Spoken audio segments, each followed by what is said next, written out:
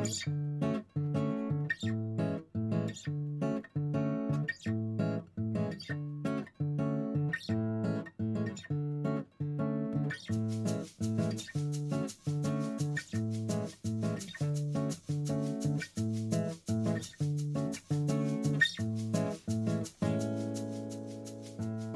been here for 48 years. We took over in 1970. We were a go-go bar for 7 years, and then we were disco for 2 years, and then we had bands for about 21 or 22 years, and then it's been a restaurant now for 20 years. Well, my mom and dad, they actually met here in the 60s. My mom came to Pittsburgh and she started dancing. She was a go-go girl. And this room here used to be like the main body of this. It was called the Spotlight Lounge. My dad was smitten. He started chasing her all around Pittsburgh, courting her. Then they got married and then they bought the place in 1970. They came up with this funky name in the 70s, the Electric Banana. After like the disco died down in 1979, it just died down. They started having rock and roll bands. And then they started calling it the Electric Banana Rock and Roll Club. None of the other venues would let those kids in at the time. You know, they were all freaks. So they packed the place. Oh, we loved it. To us, it was like every band I was in. It was our first show was here, and our last show was here. And you know, we'd branch out eventually and play other places, but we always came back here. I mean, it was home to us. Actually, the Banana was my first show that I ever went to as a fan, and that was in 1984. I saw Black Flag and Saccharine Trust, and it was a life-changing event, life-changing night, and it was an honor to be able to come back and actually play here. In the beginning, there wasn't really a stage. Like Henry Rollins was in the band was like here, and then the mosh pit was like all going here. He's like just did his shorts, like getting his feet stepped on. And Henry Rollins was playing Black Flag. Dan was wearing nothing but guitars. They were all naked. Henry was upstairs in the dressing room. I says, Henry, the band is nude. He said, yeah, Johnny. They play like that all the time.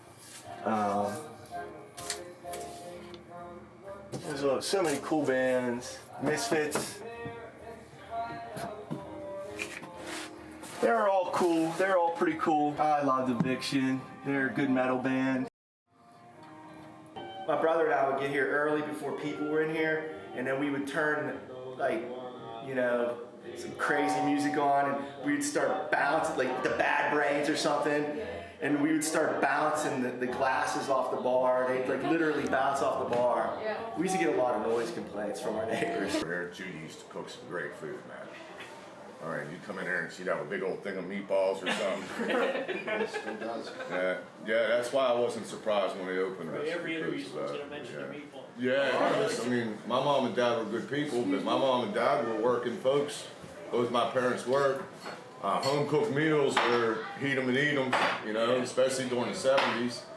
And to come here and be able to get a meatball sandwich, homemade meatball sandwich, you know, and Judy always had a smile on her face. Johnny always had a grimace and Judy always had a smile. We'd come down and hang out on nights we weren't playing, and there was never a boring night here. Even if there was no one here, just hanging out with Johnny and Judy talking was entertaining. And they dressed the way they wanted to, and if they felt like jumping up and down, they did that. They didn't care what anybody thought about them. And I thought, this is where I want to be. But yeah, then I met my wife here in '82. We were married in '84, and then I was sort of judging people by their record collection, rightly or wrongly. And then there's these girls here from Pitt, and there was one I didn't know what she was doing here. She didn't seem interested in the music at all, but now we're married 34 years. I guess the first thing that we did was we renovated the front. We gave ourselves the facelift. We had a big electric banana that my Aunt Pam made. She was an artist. She made us this big banana, had lights all around it. I wanted to save it, but it was like made out of plywood, and it kind of started rotting behind, and when I was tearing it off, it broke up. Like, and that's like the other thing, like when we were going through like a major change, and it was like, you know, I did you kind of like want to hold on to all this stuff, but on the other hand, like you're like trying to get ready for a new future, like hoping that like, is this restaurant gonna take off? Like we're gonna do this. Like we were having a hard time making ends meet. Like we weren't even making ends meet. But as soon as like we opened the restaurant and then like we like reinvented ourselves and everybody, like every newspaper wanted to write about Johnny and Judy, like, you know, in their new reinvention of having a restaurant. So You have to change with the times. That's why we've been here 48 years. People don't know how to do it. I know how to do it. I'm a waiter. I'm a waitress, and I help my mom like make salads upstairs. I don't know if my dad told you this, but this used to not just be a restaurant. It used to be like a rock and roll place. All the bands that my dad told you about where I listen to now. I listen to Metallica and He likes rock and country. Back to food because I'm all about the food stuff. My favorite dessert is cannolis. I always say cannoli first. I'm always like the cannoli, and then I'm like my second is tiramisu, but mainly cannoli. Donnie just showed me the closet in there, and there's still some stickers hanging around. And I heard there are a lot of them where you just painted over the walls, and a lot of the old stuff's still underneath the walls here. my dad says, hopefully he comes in, but he says, no matter what color you paint it, it will always be the banana. Yeah, yeah.